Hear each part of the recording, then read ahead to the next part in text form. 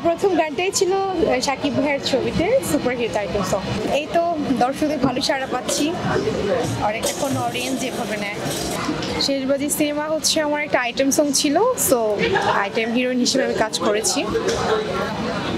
Item সঙের অভিজ্ঞতা বলতে হচ্ছে অ্যাকচুয়ালি আমি ডান্স খুব পছন্দ করি, দ্যাটস ওয়াই আমার এই প্যাশনটা, এটা আসলে ভালো লাগা থেকে।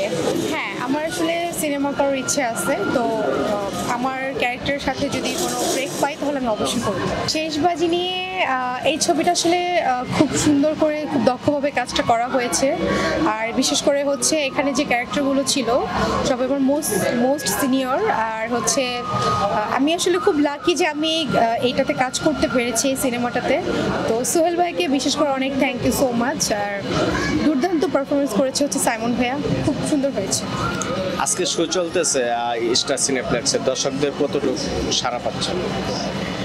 এই তো দর্শকদের ভালোই সাড়া পাচ্ছি আর একটা কোনো অডিয়েন্স যেভাবে নেয়।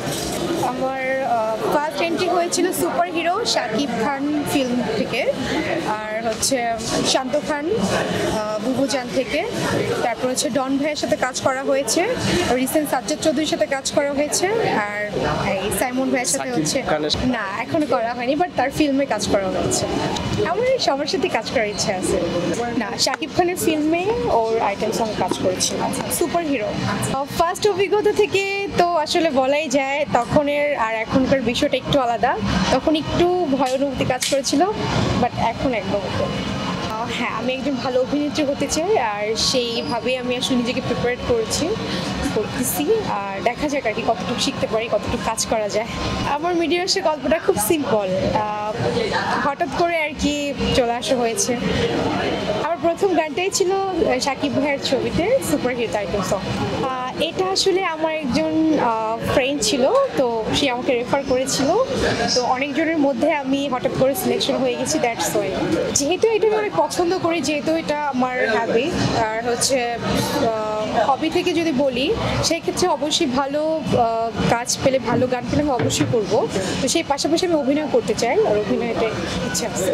এটা তো আসলে যার যার ব্যক্তিগত ব্যাপার, আর এখান থেকে আসলে নিজেকে কিভাবে প্রেজেন্ট করা যায়, কিভাবে নিজেকে মানে নিজের মতো করে যদি ওইভাবে গড়ে ওঠা যায়, তাহলে এই ধরনের কথা আসলে স্কিপ করাটাই উচিত।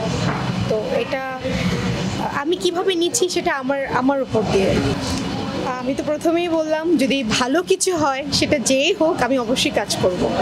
সে মানুষ হিসেবে খুব ভালো। আমার হিরোইনের মধ্যে যদি বলি বিদেশিনা মিম, আর হচ্ছে বিপাশা ম্যামের কাজও খুব ভালো লাগে।